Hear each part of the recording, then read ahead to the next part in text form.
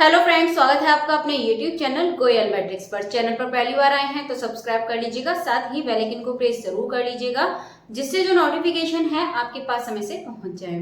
तो इससे पहले वाली जो वीडियो थी वो आपने देखी होगी, गॉस डाइवर्जेंस थ्योरम वाली वीडियो थी। और फिर लास्ट में मैंने कुछ क्वेश्चंस आपको कराए थे और बहुत अच्छे से आपको थ्योरम समझाई थी और लास्ट में जो उसके एमसीक्यूज थे वो भी कराए थे। एग्जाम्स में आपसे काफी बार पूछे जाते हैं तो आप उसको जरूर देखिएगा। और साथ ही अगर आपको और भी प्रीवियस ईयर क्वेश्चंस चाहिए तो जाके प्लेलिस्ट देख लीजिएगा, आपको वहां मिल जाएंगे। चलिए फिर स्टार्ट कर देते हैं। आज आपका चलने वाला है यहाँ पर स्टोक्स थ्योरम, तो इसके बारे में बात करेंगे और देखेंगे इस थ्योरम के बारे में और फिर लास्ट में कुछ इसके क्वेश्चंस कर लेंगे। तो लास्ट में आप कमेंट करके जरूर बताइएगा कि वीडियो कैसी लगी, साथ ही इनके जो आंसर्स हैं वो भी कमेंट करके बता दीजिएगा। चलिए बिना देरी किए स्टार्ट कर देते हैं। तो सबसे पहले आपके सामने है लीनियर इंटीग्रल, सरफेस इंटीग्रल। इसमें आपकी दो चीज होती है, linear integral and surface integral. तो इसका मतलब ये होता है जो लीनियर इंटीग्रल है वो सरफेस इंटीग्रल में इक्वल होता है या फिर सरफेस इंटीग्रल लीनियर इंटीग्रल के इक्वल होता है। ये चीज आपको ध्यान रखनी है कि हम चेंज कर सकते हैं लीनियर इंटीग्रल से सरफेस इंटीग्रल में और सरफेस इंटीग्रल से लीनियर इंटीग्रल में हम इसको चेंज कर सकते हैं। तो ये बात आपको ध्यान रखनी है। एंड सेकंड पॉइंट है आपके सामने जैसे लीनियर इंटीग्रल, ठीक है। लीनियर इंटीग्रल का मतलब क्या होगा, लीनियर का मतलब 1, तो यहाँ पर 1 टाइम्स का इंटीग्रल लगाएंगे कर्व, ठीक है। सी का मतलब कर्व। फिर यहाँ पर कोई भी आपका वेक्टर ए है और ए डी आर, इसका इंटीग्रल कर देते हैं तो ये किसके इक्वल होता है, ये यहाँ पर आपका सरफेस, ये सरफेस आपके दो होते हैं, इसमें लेंथ और ब्रेथ, इसके लिए सरफेस ले लेते हैं सरफेस इंटीग्रल। तो इसीलिए यहाँ पर दो साइन लगाते हैं, ध्यान रखिएगा इंटीग्रल के दो सिंबल लगा देंगे। देन इसके बाद कर्ल ए डॉट ds। आपको ध्यान होगा कल जो गॉस थ्योरम पढ़ी थी यहाँ पर क्या था, डाइवर्जेंस होता था, बस इतना फर्क है इसमें। और वो किसके लिए होता था, सरफेस टू वॉल्यूम के लिए, और ये होता है आपका लीनियर टू सरफेस के लिए। तो ये चीज आपको इसमें ध्यान रखनी है। डायरेक्ट क्वेश्चंस आपसे पूछे जाते हैं तो बहुत ज्यादा आपको यहाँ से हेल्प मिलने वाली है। तो इसके बारे में भी आप एक बार देख लेंगे, आपको इस तरीके से भी आ सकता है। एक सरफेस एस है, आपके पास एक सरफेस एस है, यानी हम इसको ऐसे भी लिख सकते हैं, ये इज इक्वल्स टू, ये भी लिख सकते हैं, सेम है। एक सरफेस एस है जिसकी बाउंड्री सी है, बाउंड्री सी के चारों तरफ सरफेस के वेक्टर फंक्शन एकल लाइन इंटीग्रल कैलकुलेट करते हैं। तो ये आप ध्यान रखिएगा, ये ज्यादा वैसे इंपॉर्टेंट नहीं है आपके लिए। दो चीज इंटीग्रल मतलब दो चीज ही इसमें इंपॉर्टेंट है। सबसे पहले तो आपके लिए ये इंपॉर्टेंट है, यहाँ से आपको डायरेक्ट क्वेश्चन पूछ सकता है कि इनमें से आपकी कौन सी स्टोक्स थ्योरम है, इस तरीके से क्वेश्चंस में आप पूछ सकता है। और डायरेक्ट आपको ये दे रखा होगा, आप देख लेंगे। यहाँ पर बस ये चेंज हो सकता है, ये एक ही जगह पर यहाँ पर हो सकता है एफ मिल जाए या कोई और दूसरा मिल जाए, ठीक है।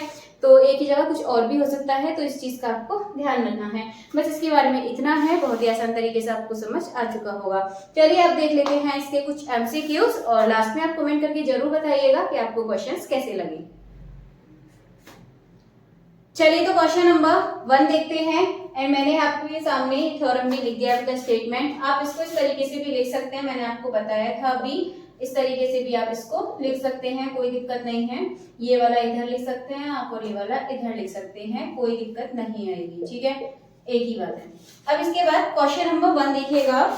कंसीडर अ वेक्टर फील्ड, आपको एक वेक्टर फील्ड दे रखा है, the closed loop line integral और ADL can be expressed as. हम कैसे इसको एक्सप्रेस कर सकते हैं, ऑप्शंस आपके सामने हैं। तो पहले तो आप दो चीज इसमें ये देखेंगे कि आपको इसमें से क्या करना है।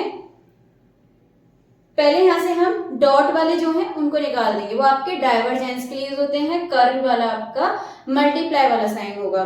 तो इसमें से आप ऑप्शन 2 और ऑप्शन 3 को तो रिमूव कर दीजिए और ध्यान रखिएगा over the close surface bounded by the loop, और ये है आपका 4 वाला over the open surface bounded by the loop. तो आपको याद रखना है जो आपका क्वेश्चन है उसके अकॉर्डिंग यदि आप देखेंगे तो जो ऑप्शन नंबर 4 है ये आपका सही आंसर हो जाएगा, O1। चलिए क्वेश्चन नंबर देखते हैं 2।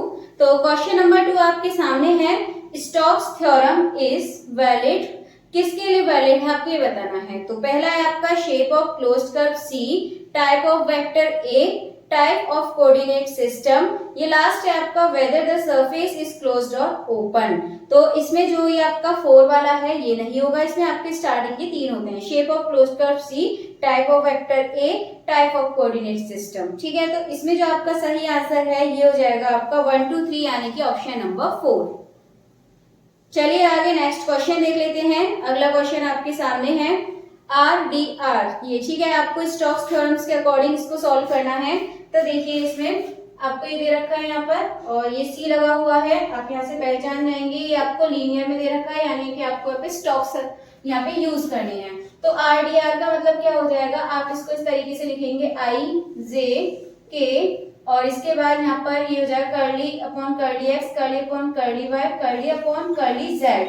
देन इसके बाद आप यहाँ पर r की वैल्यू क्या होती है xi प्लस वाई जे प्लस जेड, इस तरीके से रखते हैं। तो यहाँ रखेंगे xi का मतलब x रख देते हैं, इसके लिए y और इसके लिए z रख देंगे। अब आप जब इसको सॉल्व करेंगे तो देखेंगे यदि हम इसका इसके साथ करेंगे तो क्या मिलेगा 0, इसका इसके साथ करेंगे 0। आप ध्यान रखेंगे हमेशा r के साथ जब हम करेंगे तो आपको क्या मिलने वाला है, वहां से 0 ही मिलेगा, क्योंकि आप यहाँ पर किसी के साथ भी रेस्पेक्ट में करेंगे आपका कोई भी नहीं मिलेगा, यानी कि ऑप्शन 0 आपका सही आंसर हो जाएगा। अगर आपको समझ नहीं आए तो एक बार कमेंट करके आप बोल सकते हैं, मैं नेक्स्ट वीडियो में आपको और एक्सप्लेन करके समझा दूंगी। आई होप आपको इतना समझ आ गया होगा, मेरे लाइव क्लास में बहुत ज्यादा डिटेल में आपको समझा रखा है। चलिए तो फिर इसका जो आंसर है आपका ऑप्शन नंबर 1 इसका सही आंसर हो जाएगा, 0 इसका करेक्ट आंसर है। चलिए फिर आगे वाला क्वेश्चन देख लेते हैं एक बार।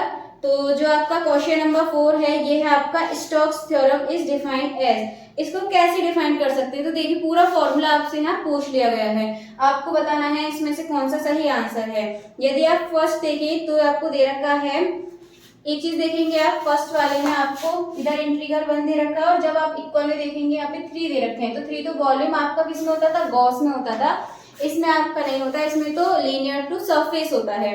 तो पहला वाला रॉन्ग हो जाएगा, दूसरा वाला भी आपका इसमें नहीं है। जो तीसरा वाला है इसको देखिए आप, तीसरे वाले में आपका क्या लगा हुआ है, इक्वल में क्रॉस लगा हुआ है, आपको वहां सरफेस भी मिल रहा है। आप मैच करेंगे जो क्वेश्चन नंबर जो 3 है, सॉरी क्वेश्चन नंबर का जो ऑप्शन 3 है, क्वेश्चन नंबर 4 का ऑप्शन नंबर 3 है, तो जब आप उसको देखेंगे तो वो पूरा आपको इससे मैच हुआ मिलेगा। बाकी जो 4 वाला है उसमें आपको वॉल्यूम यानी कि 3 इंटीग्रल दे रखे हैं, तो वो भी आपका सही नहीं होगा। तो इसका जो आपका करेक्ट आंसर है ये हो जाएगा आपका ऑप्शन नंबर 3। तो चलिए कुछ ऐसे ही एमसीक्यूज थे जो मैंने आपको करा दिए हैं, तो आप इनको देखिएगा एंड अगर आपको अच्छे लगते हैं तो ज्यादा से ज्यादा इसको लाइक कमेंट शेयर जरूर कर दीजिएगा। चलिए फिर आज की जो वीडियो है इसमें आपके लिए इतना ही काफी है, मिलते हैं हमारी नेक्स्ट वीडियो में और नई टॉपिक के साथ, यानी कि कल आपकी ग्रीन्स थ्योरम रहने वाली है। तो सभी लोग रेडी रहिएगा एंड इस वीडियो को ज्यादा से ज्यादा लाइक कमेंट शेयर कर दीजिएगा।